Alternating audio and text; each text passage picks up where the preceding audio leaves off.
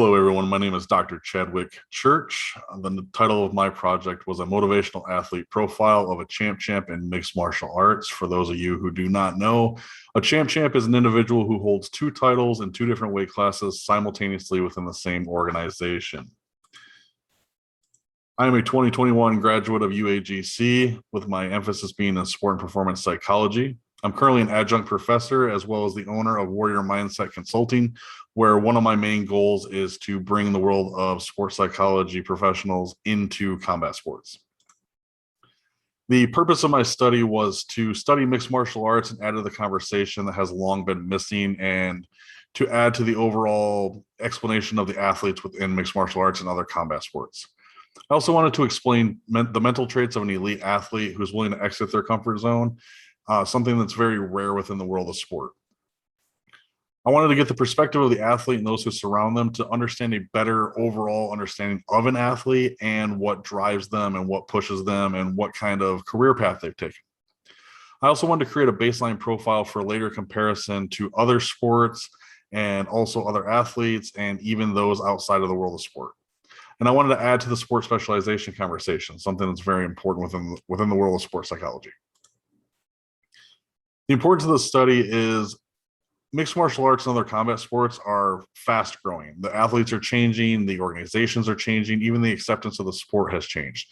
So it's important to start including them within the world of research. I also wanted to further the inclusion of sports psychology professionals or SPPs in combat sports that has long been missing based on the testosterone fuel base of the sport and maybe the sign of weakness that may have been presented in previous years. And I wanted to add to the relatively small number of mixed martial arts focused studies.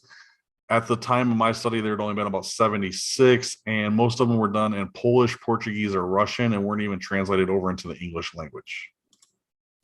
My study was a qualitative, exploratory, a single person descriptive case study. I did a cold call style recruitment through social media, email, and websites for the champs. And then since I had completed the study, there's been an additional champ added to the short list. I collected the demographic information of everyone who participated to understand how the relationship to the fighter may change how they view them. The interviews were open-ended, semi-structured questions, and they were developed specifically for this research by myself, and they could easily be adapted to facilitate future studies that we'll talk about later. The potential participants for this study were 6 males and 1 female. At the time the study was completed, these were the only 7 champs in the world. Since then, 1 has been added in another organization and may be open for future research. The individual who decided to participate was a former MMA champ with a background in wrestling and also multiple promotional experience. The associates included family, friends, training partners, coaches, ranged in age from 24 to 41, and were both male and female, and they had on average known the athlete for about 10.8 years. When going through the research, 5 points really stuck out and became the base of breaking down the different interviews. And that was the importance of the mentality of the athlete. They always wanted to be the best. They were a typical elite athlete who always strived to be the best in everything that they do. Sport specialization came to the forefront because the athlete was actually focused on another sport before they decided to specialize in wrestling, which became the base for their mixed martial arts professional career. Their athletic history became important to understand because, as I said, the athlete did not necessarily have wrestling as their favorite sport, did not even have aspirations to become a mixed martial arts fighter until later on in life. The motivation for this athlete was internally motivated, which tends to go against other studies that have been completed and may be different based on the athletes who participate in later studies. And then it was important to understand the surrounding people because the one point that kept coming up is the athlete did not have yes men who surrounded them. They had people who were pushing them to be better, pushing them to continue to train and change their approach to the game.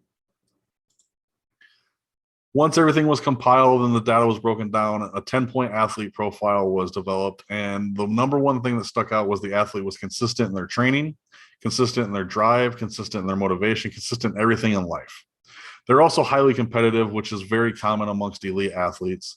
And then they have the desire to be the best, not just in mixed martial arts, but across the board, whether it be board games or playing basketball at home.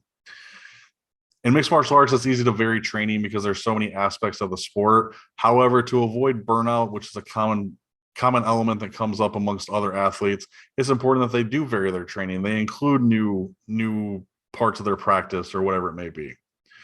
The surrounding people became exceptionally important because they are the people who had to understand when the athlete had to step away, or when they were going through injuries, or when they were trying to move to the next level.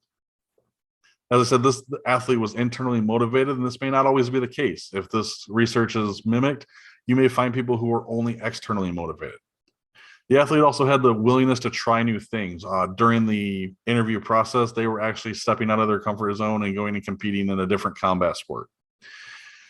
They also take and push for opportunities. When the athlete believed that they deserved their opportunity, they would push those who could give them the opportunity to take it to the next level. They wouldn't just sit back and wait for it. And they always had constantly evolving goals. Even at the time of the interview, the goals were evolving. What was next for them? What could they do to be better? What can they do to take that next elite mention within the sport? And then they made life as part of their training. This particular athlete goes out hunting across mountain ranges, which includes a lot of cardio and carrying packs. So it really transferred over to their overall training. The future implications for this study is the inclusion of SPPs in mixed martial arts. This is something that has long been ignored, but is finally gaining traction as MMA athletes see the importance of the mental side of the sport. Mixed martial arts organizations can use this to decide who they want to push, who has the right mentality, who has the right goals in mind to really push to that next elite level. MMA participants could use this to maybe mimic this particular athlete's path, or see what worked for them and see what may be holding them back. And then also there's a large opportunity for additional studies, and to really take what this study has found and tailor the services for MMA athletes, because each one is going to be different. The future research aspect was very important when the study was done, and it's not just within MMA and other combat sports. It's important that this be compared with the other champs. If I could mimic this with the other 7 now champs in the world, it would be a true baseline profile of champs within mixed martial arts. I could compare these with those who are wanting to be. There's a lot of young kids who are coming up who mixed martial arts has been their focus sport. Do they want to be a champ? Do they want to do something different that makes them the elite of the elite? And then compare this with those who have tried to reach the champ status but failed. This presents an interesting opportunity because these individuals still have a belt, they're still a champion, but they don't have a champ status. Outside of mixed martial arts, this can be compared with other sports, other elite athletes, and others who have reached a pinnacle in sport or something in particular. Even outside of sports, this can be compared to individuals like, one that comes to mind, Elon Musk, someone who is willing to always change, go from PayPal to Zipcar to Tesla to SpaceX. This individual is always evolving the game and changing what they're doing as a person and as a CEO.